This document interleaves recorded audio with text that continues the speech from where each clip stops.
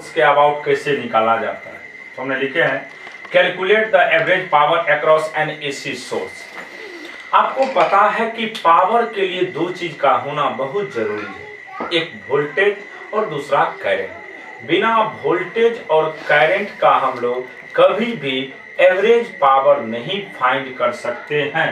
तो सबसे पहले हमें ये ध्यान रखना है कि अगर हमें एवरेज पावर का वैल्यू को फाइंड करना है तो एवरेज पावर के वैल्यू को फाइंड करने के लिए हमें दो चीज का जरूरत पड़ता है, एक वोल्टेज है और दूसरा करंट है। तो आपको सबसे पहले ये भी समझना होगा कि करंट किसी भी सर्किट में तब डेवलप होते हैं जब वोल्टेज उसके अक्रॉस डेवलप होता है।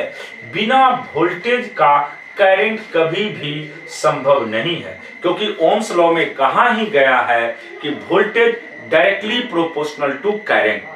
तो आप सिंपली यहाँ पे सबसे पहले हमें एजम्पशन करना होगा वोल्टेज के विषय में। जैसे देखिए हम मान ले रहे हैं लेट अस, क्योंकि ये आपका एसी सोर्स है और हमने पढ़ा चुके हैं कि एसी सोर्स में वोल्टेज और करंट दोनों ही वेरिएबल होते हैं, उसका एम्पलीट्यूड फिक्स होता है, लेकिन करंट हर एक इंस्टेंट पे, वोल्टेज हर एक इंस्टेंट पे चेंज करता है। इसलिए हम लोग कहते हैं कि एसी सोर्स में करंट और वोल्टेज हर एक इंस्टेंट पे चेंज करते हैं, इसलिए इस करंट और वोल्टेज दोनों का नाम होता है variable current and variable voltage. तो देखिए यहाँ पे हम लोग वोल्टेज की बात कर रहे हैं। सबसे पहले हमें एजम्पशन करना होगा वोल्टेज Vt बराबर, ये Vt ये टाइम का फंक्शन है, इसका मतलब है यहाँ पे वोल्टेज की बात कर रहे हैं तो Vt का वैल्यू हो जाएगा V not sine omega T plus 5। Vt बराबर V not sine omega T plus 5। तो देखिए ये जो V नॉट है ये पीक वोल्टेज को रिप्रेजेंट करता है और ये जो है ओमेगा टी प्लस 5 ये आपका फेज एंगल है। ओमेगा टी प्लस 5 अगर कोई पूछेगा तो वोल्टेज का कौन सा एंगल है, फेज एंगल है। फिर इसी तरीका से हम लोग बात करेंगे करंट का, तो आई टी का सिंपल वैल्यू होगा आई नॉट साइन ओमेगा टी। अब देखिए ध्यान से, यहाँ पे फेज एंगल ओमेगा टी है और यहाँ पे ओमेगा टी प्लस 5 है। तो आपको पता है कि हमेशा अगर वोल्टेज लीड करता है करंट से और दोनों के बीच में फेज एंगल की बात किया जाए तो फेज एंगल का सिंपल वैल्यू कितना हो जाएगा, 5 के बराबर। ये जो बड़ा एंगल है 5, यही कौन सा एंगल कहलाएगा बाबू, फेज एंगल। तो देखिए ध्यान से, अब इसी को हम समझाने का कोशिश करते हैं। हमें एवरेज पावर निकालना है, P average in whole time period. P average जो आपको निकालना है, ध्यान रखिएगा जब भी एवरेज निकालते हैं तो टोटल टाइम में 0 से t Vt It dt upon 0 से t dt। ध्यान में यही रखना है पी एवरेज का वैल्यू इंटीग्रेशन करना होगा, क्योंकि यहाँ पे ये हर एक इंस्टेंट पे चेंज करता है, इसलिए 0 से t Vt It dt upon 0 से t dt। अब इस सभी का वैल्यू अगर हम लोग पुट करते हैं बाबू तो देखिए ध्यान से, 0 से t V not sine omega T plus 5 into I not sine omega T dt। फिर यहाँ पे इसका इंटीग्रेशन पता है आपको, dt का t होगा, अपर लिमिट पुट कर देंगे तो dt का सिंपल वैल्यू t हो जाएगा। यहाँ पे जो भी कांस्टेंट है कांस्टेंट को हम लोग निकाल देंगे। तो यहाँ पे कांस्टेंट आपका निकल जाएगा V not I not V not I not V not I not by T 0 से t sine omega T plus 5 into sine omega T dt। अब देखिए इसका कोई डायरेक्ट इंटीग्रेशन नहीं है, तो सबसे पहले हमें इसको अगर इंटीग्रेट करना होगा तो देखिए कैसे करते हैं। V not I not by T, ऊपर नीचे 2 से गुना और 2 से भागा कर दीजिए, 0 से t 2 sine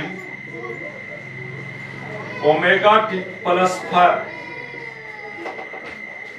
into sine omega T dt upon 2, तो यहाँ पे 2 से डिवाइड भी करना होगा। तो 2 sin a into sine B का सिंपल फार्मूला होता है v naught I naught by 2t 0 से t। इसका सिंपल फार्मूला होता है 2 sin a into sign b। तो इसको हम लोग लिख सकते हैं sin a plus b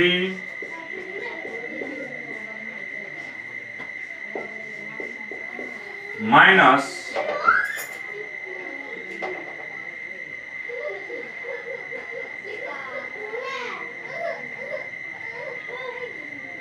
sin a plus b minus cos a minus b।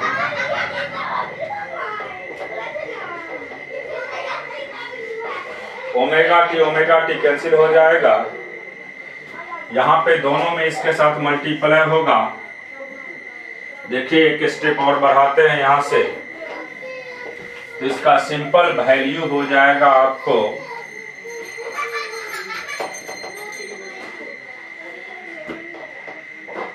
v naught I naught by 2t 0 से t sine 2 omega t plus 5 minus cos 5 0 से t cos 5 dt। यहाँ पे भी dt कर दीजिए। जब आप इसको कैलकुलेट करिएगा तो इसका वैल्यू 0 हो जाएगा। तब आपके पास अब जो बचा हुआ वैल्यू है v naught I naught by 2t into 0 से t लिख ही देते हैं एक बार।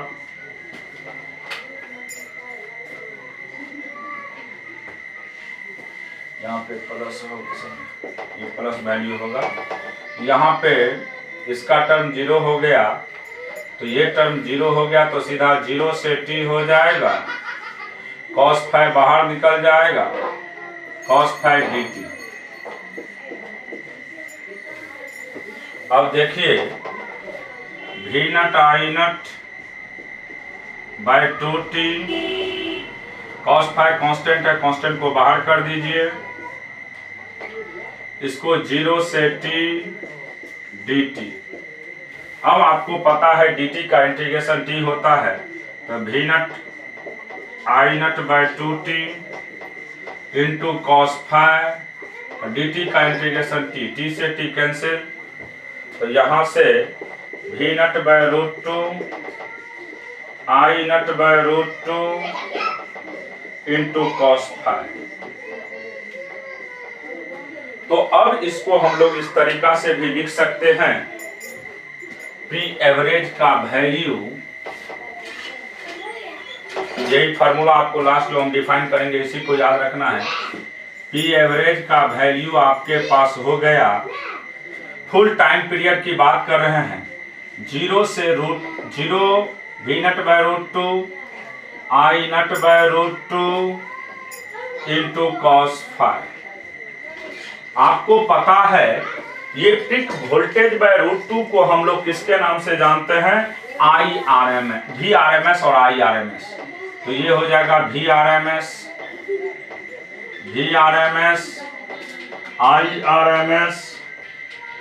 IRMS into cos 5।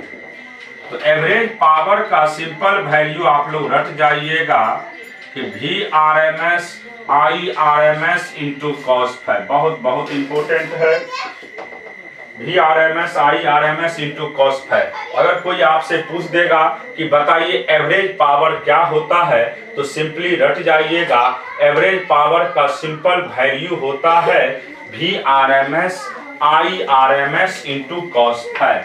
VRMS IRMS into cos 5। यहाँ पे अगर कोई पूछेगा कॉस 5, तो कॉस 5 का नाम होता है पावर फैक्टर। कॉस 5 को किसके नाम से जानते हैं हम लोग, पावर फैक्टर के नाम से। कॉस फाई को हम लोग पावर फैक्टर कहते हैं। कॉस फाई को क्या कहते हैं हम लोग? Power factor. और पावर फैक्टर का सिंपल वैल्यू होता है R/Z। R हो गया रेजिस्टेंस और Z हो गया इम्पीडेंस। तो सिंपल याद रखिएगा, P एवरेज का वैल्यू आप VRMS IRMS into cos phi, VRMS IRMS into cos phi, VRMS IRMS into cos phi. और कॉस फाई को हम लोग पावर फैक्टर के नाम से जानते हैं और इसका वैल्यू R/Z होता है। अगर कहीं क्वेश्चन में पूछेगा कि एवरेज पावर का मैक्सिमम वैल्यू क्या होता है, मैक्सिमम वैल्यू की बात करेगा तो सिंपल याद रखिएगा VRMS into IRMS। Average power का कोई मैक्सिमम वैल्यू की बात करे तो सिंपल रट जाइएगा, एवरेज पावर का मैक्सिमम वैल्यू होता है VRMS IRMS और कॉस फाई का वैल्यू 1 हो जाता है। अगर कहीं पे किसी भी क्वेश्चन में अगर आपसे ये पूछ दे कि एवरेज पावर का मैक्सिमम वैल्यू क्या होगा तो सिंपल रट जाइएगा VRMS IRMS होगा, VRMS IRMS होगा और कॉस फाई का वैल्यू क्या हो जाता है? 1 के बराबर। अब सुनिए, अगर कॉस फाई का वैल्यू 1 हो गया तो ये कहलाता है प्योर रेसिस्टिव या pure resistance circuit, pure resistance circuit. अगर कहीं पे भी ये बहुत बार क्वेश्चन पूछा है कि पावर फैक्टर कॉस फाई का मैक्सिमम वैल्यू कहां पे होता है तो रट जाइएगा कि प्योर रेजिस्टेंस सर्किट के केस में, प्योर रेजिस्टेंस सर्किट के केस में कॉस फाई यानी पावर फैक्टर का वैल्यू हमेशा किसके बराबर होगा? 1 के बराबर। पावर फैक्टर का मैक्सिमम वैल्यू 1 किस केस में होता है? प्योर रेजिस्टेंस सर्किट के केस में। और प्योर कैपेसिटर और प्योर इंडक्टर के केस में ये भी ध्यान में रखना है, in case of pure, in case of pure capacitive circuit, pure capacitive circuit रहे, इस केस में याद रखिएगा पावर फैक्टर कॉस फाई का वैल्यू 0 हो जाएगा। प्योर कैपेसिटिव सर्किट में भी कॉस फाई का वैल्यू 0 होता है, इसलिए एवरेज पावर इस केस में याद रखिएगा हमेशा 0 के बराबर होगा। फिर in case of pure inductive circuit, in case of pure inductive circuit, pure inductive circuit में भी पावर फैक्टर कॉस फाई का वैल्यू 0 होगा और इस केस में भी याद रखिएगा एवरेज पावर का वैल्यू 0 हो जाएगा। तो सिंपली आपको सेट कर देना है दिमाग में कि पावर फैक्टर का maximum value pure resistance circuit में होता है, प्योर कैपेसिटिव सर्किट हो या प्योर इंडक्टिव सर्किट हो, प्योर कैपेसिटिव सर्किट हो या प्योर इंडक्टिव सर्किट हो, एवरेज पावर यानी पावर फैक्टर 0 हो गया तो एवरेज पावर भी 0। इसके पीछे कारण है क्योंकि हमने रटा चुके हैं आप लोग को कि प्योर इंडक्टर हो या प्योर कैपेसिटर हो, करंट और वोल्टेज के बीच में हमेशा फेज एंगल का वैल्यू ऑलवेज क्या होता है? 0 डिग्री। अगर आपसे बात करेगा कहीं पे भी किसी क्वेश्चन में कि प्योर कैपेसिटिव और प्योर इंडक्टिव सर्किट में करंट और वोल्टेज के बीच में फेज एंगल का क्या वैल्यू होता है तो हमेशा 90 डिग्री होगा और फेज एंगल अगर 90 डिग्री होगा तो कॉस फाई का वैल्यू निश्चित क्या होगा? 0 डिग्री होगा। इसीलिए हम लोग कहते हैं कि प्योर कैपेसिटिव सर्किट और प्योर इंडक्टिव सर्किट के केस में पावर फैक्टर का वैल्यू हमेशा क्या होता है? 0 होता है। इसके अलावे चाहे सर्किट आपका आरसी सर्किट हो, for RC circuit power factor का वैल्यू 0 से लेकर के 1 के बीच में होगा। 0 और 1 के बीच में होगा RC सर्किट में। फिर इसके बाद अगर आपका RL सर्किट भी रहता है तो इस केस में भी आप लोग याद रखिएगा पावर फैक्टर का वैल्यू हमेशा 0 और 1 के बीच में ही होगा। तो ये दोनों केस में पावर फैक्टर का वैल्यू हमेशा 0 और 1 के बीच में होता है, चाहे RC सर्किट हो चाहे RL सर्किट हो। लेकिन LRC सीरीज सर्किट के केस की बात करते हैं फॉर LRC सर्किट। तो LRC सर्किट में resonance condition at resonance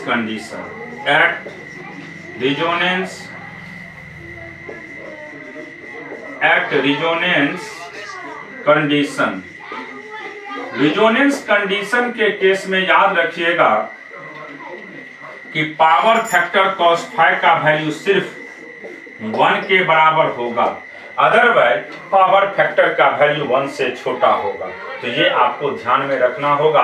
LRC series circuit के केस में अगर रिजोनेंस कंडीशन को ये डिफाइन करता है तो रिजोनेंस कंडीशन के केस में पावर फैक्टर का वैल्यू हमेशा 1 के बराबर होता है एट रिजोनेंस कंडीशन। ध्यान में यही रखना है कि रिजोनेंस कंडीशन एक ऐसा कंडीशन है जहां पे इंडक्टिव सर्किट और कैपेसिटिव सर्किट का वैल्यू सेम हो जाता है और पावर फैक्टर का वैल्यू किसके बराबर हो जाता है 1 के बराबर एट रिजोनेंस कंडीशन।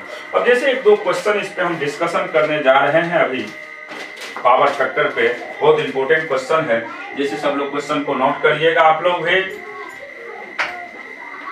ज्यादा क्वेश्चन डिस्कशन नहीं कर पा रहे हैं क्योंकि थोड़ा सा परेशानी होता है क्वेश्चन को डिस्कशन करने में। सामने में आप लोग रहते तो बहुत सारे क्वेश्चन को हम डिस्कशन करते आराम से, लेकिन दुर्भाग्य है कि इस बार आप लोग भी जानते हैं पूरे वर्ल्ड में एक त्रासदी आ गया है कोरोना वायरस, जिसके वजह से क्लास भी सस्पेंड कर दिया गया है। अब देखिए क्या होता है, कब खुलता है पता नहीं। और इसलिए आप लोग से भी हम रिक्वेस्ट करेंगे जितना पढ़ाया जाता है इसको धीरे धीरे पढ़ते रहें और जितना हमने पहले पढ़ाए हैं उसको बार बार आप लोग रिवीजन करते रहेंगे। जितना क्लास ले चुका गया मैंने हम लोग ले चुके हैं टारगेट बैच में, और उतना को आप लोग बार बार देखते रहेंगे तो कहीं पे किसी तरह का आपको परेशानी नहीं होगी। हम ऊपर वाले से भी दुआ करते हैं कि जल्दी से जल्दी ये त्रासदी जो आए हुए हैं अपने देश पे वह खत्म हो जाए, ताकि सब कुछ एक सही डायरेक्शन में एक सही वे में चलते रहे। एक क्वेश्चन से हम आप लोग को फिर समझाने का कोशिश करते हैं। देखिए पावर फैक्टर पे ही क्वेश्चन है, ये लिख रहे हैं हम question. The potential difference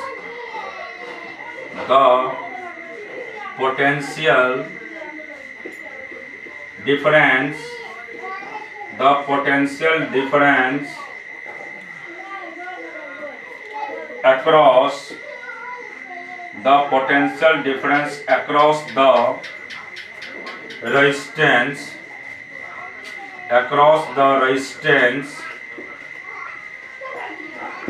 capacitance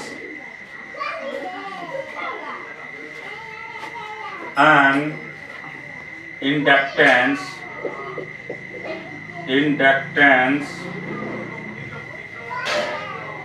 are 80 volt, 40 volt and 100 volt respectively.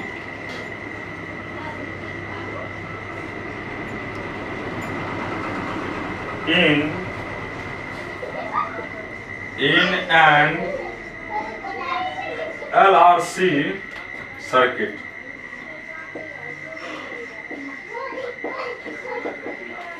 The power factor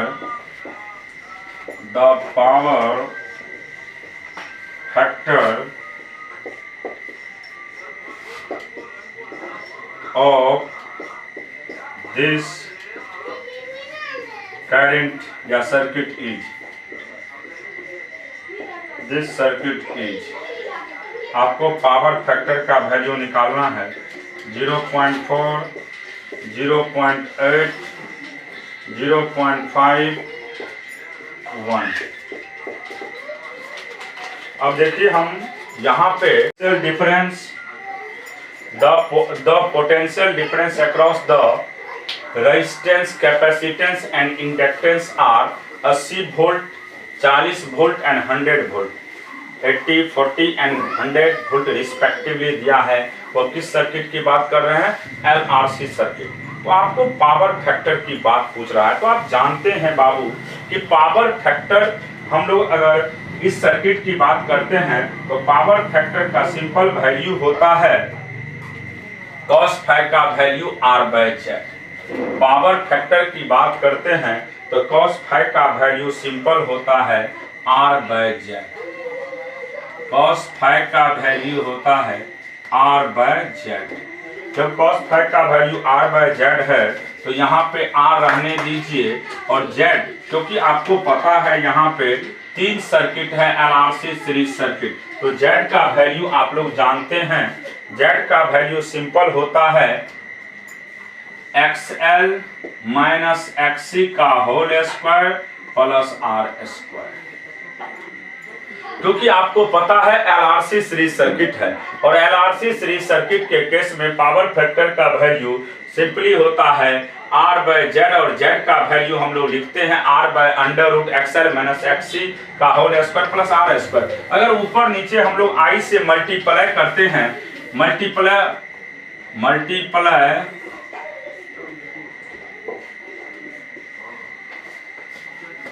I दोनों तरफ अगर I से मल्टीप्लाई करते हैं तो cos φ का सिंपल वैल्यू होगा यहां से voltage across the resistance upon under root voltage across inductor minus voltage across capacitor का whole square plus voltage across resistance का होल स्क्वायर। क्योंकि आपको पता है जब हम लोग मल्टीप्लाई करेंगे, मल्टीप्लाई फॉर I, अगर I से हम लोग मल्टीप्लाई करते हैं ऊपर नीचे, अगर I से हम लोग मल्टीप्लाई करते हैं ऊपर और नीचे, तो आप जानते हैं I इंटू R को हम लोग VR के नाम से जानते हैं। वोल्टेज V बराबर I इंटू R होता है, तो इसलिए वोल्टेज जो होगा वह रेजिस्टेंस के अक्रॉस हो जाएगा। उसी तरीका से अगर इसमें भी मल्टीप्लाई करते हैं I से, I इंटू XL को VL कहते हैं, I इंटू XC को VC कहते हैं, तो VL माइनस VC का होल स्क्वायर, फिर I इंटू R को हम लोग VR का स्क्वायर कहेंगे। अब देखिए यहाँ से सभी का वैल्यू आपके पास पता है। देखिए इसका वैल्यू हमारे पास गिवन है 80 और यहाँ से इसका वैल्यू भी दिया हुआ है। ये है आपका 100 माइनस 40 का होल स्क्वायर फिर प्लस 80 का स्क्वायर, 80 बाय अंडर रूट 60 का स्क्वायर प्लस 80 का स्क्वायर। यहाँ से 80 बाय ये हो जाएगा, इसको सॉल्व करिएगा तो ये 100 आएगा, तो ये 0.8 जो हो गया ये किसका वैल्यू हो गया? पावर फैक्टर का। तो अगर आपसे कोई क्वेश्चन पूछेगा इस तरह का तो सिंपली आप लोग पावर फैक्टर का सिंपल वैल्यू जानते हैं। cos φ बराबर R/Z होता है। Z को हम लोग LRC सीरीज सर्किट है तो XL माइनस XC का होल स्क्वायर प्लस R² लिख सकते हैं। हमने ऊपर नीचे दोनों तरफ I से मल्टीप्लाई किए हैं, तो आप जानते हैं जब I से मल्टीप्लाई करेंगे तो I इंटू R को VR कहते हैं। I इंटू R को क्या कहते हैं? VR। तो ये हो गया वोल्टेज अक्रॉस रेजिस्टेंस, ये हो गया वोल्टेज अक्रॉस इंडक्टेंस, ये वोल्टेज अक्रॉस कैपेसिटेंस और ये वोल्टेज अक्रॉस फिर रेजिस्टेंस। फिर हमने सभी का वैल्यू पुट कर दिए हैं और पावर फैक्टर का वैल्यू मेरे पास 0.8 निकल गया है। ध्यान में ये भी रखिएगा कि पावर फैक्टर का ना तो कोई यूनिट होगा ना ही कोई डायमेंशन होगा। क्यों? क्योंकि ये दोनों सेम ही टर्म्स है। ये रेजिस्टेंस है, ये रिएक्टेंस है। रेजिस्टेंस का भी यूनिट ओम होता है और रिएक्टेंस का भी यूनिट ओम ही होता है। इसीलिए पावर फैक्टर का कोई भी यूनिट नहीं होगा। ये unit and dimension less quantity है। इसीलिए इसमें सबसे पहले आपको ध्यान में यही रखना है एवरेज पावर के विषय में, जो अभी हमने आप लोग को रटाए थे कि एवरेज पावर का सिंपल फार्मूला होता है VRMS IRMS इंटू cos φ। जहाँ पे cos φ की बात करेंगे तो वह सिंपली याद रखिएगा cos φ जो होता है वह पावर फैक्टर होता है, और पावर फैक्टर का सिंपल फार्मूला होता है R/Z। पावर फैक्टर का वैल्यू क्या होता है बाबू? R/Z। अगर हमें मान लीजिए वोल्टेज के अक्रॉस दिया रहेगा तो इस तरीका से हम लोग क्वेश्चन को सॉल्व करेंगे, और करंट के अक्रॉस दिया रहेगा तो उसका भी तरीका सिखाएंगे। अगले क्लास में इस पे जितने भी क्वेश्चन होते हैं सभी क्वेश्चन को डिस्कशन करेंगे। उसके बाद हम लोग मैग्नेटिज्म जो चैप्टर है वह शुरू से पढ़ाना स्टार्ट करेंगे। आपका मैग्नेटिज्म बचा हुआ है और थोड़ा सा हीट बचे हुए हैं, वे दोनों टॉपिक को हम इधर ही क्लियर कर देंगे। आप लोग को लॉकडाउन में ही खत्म हो जाएगा ये मैग्नेटिज्म। अगला क्लास में इस पे न्यूमेरिकल करेंगे, और जितना हो सकता है उतना न्यूमेरिकल कराने के बाद हम लोग मैग्नेटिज्म यानी नेक्स्ट जो क्लास होगा उसमें न्यूमेरिकल होगा। उसके बाद जो नेक्स्ट क्लास होगा उसमें आप लोग को हम मैग्नेटिज्म स्टार्ट करेंगे। वहाँ पे भी जब हमने क्लास ले रहे थे उस समय मैग्नेटिज्म पढ़ाना स्टार्ट कर चुके थे। अब शुरुआत से हमने फिर मैग्नेटिज्म पढ़ाने का कोशिश करेंगे, और उसको आप लोग नोट करते चले जाइएगा। न्यूमेरिकल के साथ सब कुछ होते चला जाएगा, और आपका इसी तरीका से सिलेबस। जितने भी लोग हैं आपके कंसल्ट में सभी को कहिएगा कि यूट्यूब पे हमने गुड लक फिश क्लास के नाम से एक ऐप्स बनाए हैं, उस पे सभी लोग सब्सक्राइब करें, उसको ज़्यादा से ज़्यादा लोग जुड़ें ताकि किसी तरह का उसको परेशानी ना हो। आपके सर्किल में जितने भी दोस्त हैं जो भी जहाँ पे हैं सबको आप मैसेज के माध्यम से जिस तरीका से हो, फ़ोन करके हो, मैसेज करके हो, या आप जैसे भी हो उसको इन्फॉर्म करेंगे कि सर क्लास लेना स्टार्ट कर दिए हैं। आप ही लोग के चलते हम गांव में रह कर के भी क्लास ले रहे हैं। थोड़ा सा हमें भी परेशानी का सामना करना पड़ रहा है, लेकिन क्या करिएगा, यहाँ पे अभी पूरे वर्ल्ड ही परेशान है, तो हम आप परेशान हैं तो क्या है। इसी तरीका से हम लोग का काम आगे बढ़ते चला जाएगा। तो आप लोग से मेरा यही रिक्वेस्ट है, बार बार रिक्वेस्ट कर रहे हैं कि आप लोग भी जितना पीछे पढ़ाया गया है उसको आराम आराम से बारीकी से पढ़ेंगे। हर एक कंसेप्ट को बार बार लिखिएगा, हर एक कंसेप्ट को बार बार दोहराना है ताकि आने वाले समय में कोई परेशानी न हो। नीट का एग्जाम अभी आने में बहुत टाइम है, IIT का एग्जाम भी आपको जून से पहले होने नहीं जा रहा है, जून के बाद ही होगा। इसलिए कोई भी टेंशन न लीजिए। अगर 10 क्लास भी हमें मौका मिल जाता है तो आपका पूरा का पूरा सिलेबस बहुत अच्छा से खत्म कर दिया जाएगा। इसी के साथ आज का क्लास को हम सस्पेंड कर रहे हैं, अगले दिन इसके आगे बताया जाएगा।